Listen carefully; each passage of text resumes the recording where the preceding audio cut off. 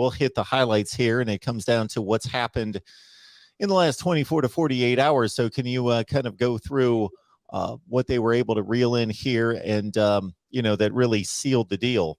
Yeah, so you had targets that had really been on the radar for a couple days and a couple weeks, and then you had others that had been longer targets. So I guess we'll kind of go through chronologically, starting early in the morning, about 7:10 yesterday. A&M landed Jake Johnson, the nation's number one tight end, and really reloads that room depending on what Jalen Weidemeyer decides to do.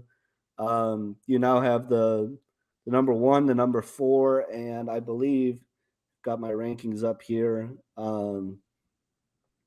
The number 10 tight end in the class, so 1, 4, and 10 coming in, and that really resets that room and puts them in a strong position going forward.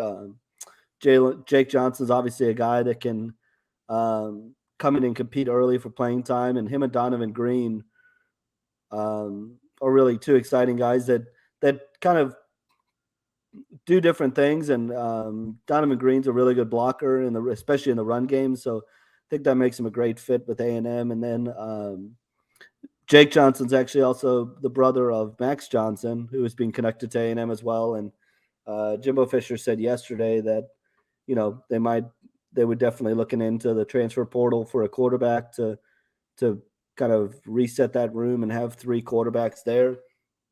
And then you kind of, had a lot of the signees, letters of intent comes in, and then the afternoon rolled around, and A&M landed another big target. He's been a target for a while, and Anthony Lucas beat out Alabama for him. It was a really close race between Alabama and A&M, but coming out of the in-home visit last week, I heard a lot of confidence about where A&M stood for Lucas, but you can never really count out Alabama until the decision's in and the signature's in.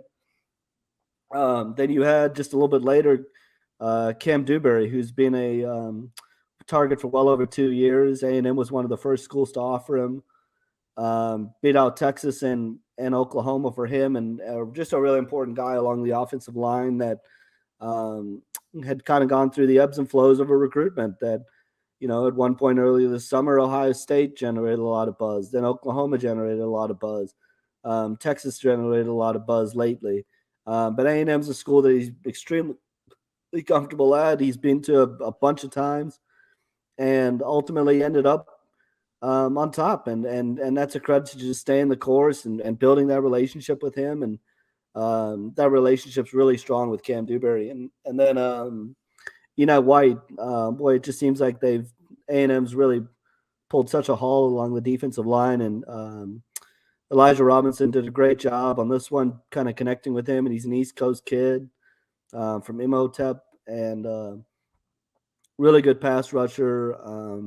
Another guy that was connected to Georgia, Ohio State, some of those big programs. Alabama drew a lot of buzz with him at one point after that video came out of Nick Saban kind of explaining schemes and all that during a virtual visit.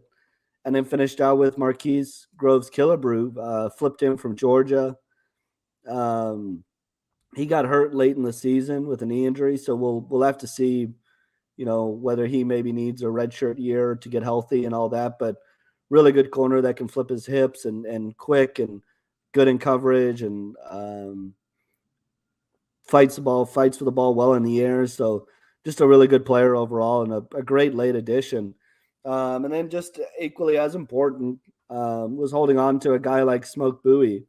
And I mentioned this on our board over the weekend that A&M played this really smart to bring him in for his official visit this past weekend ahead of the early signing period, because you knew at some point Georgia was going to push for him. And the night before the early signing period, buzz started to pick up that, Kirby Smart was taking that one on personally. And I think it was really important that A&M was able to get him in this past weekend and kind of solidify those relationships. Ended up holding on to him, and he's a guy that could impact on both sides of the ball. And so I think that was a huge win to be able to hold on to him and you knew that wasn't going to be easy, but to fight that battle and win in a tough state like that, to win recruiting battles, really impressive.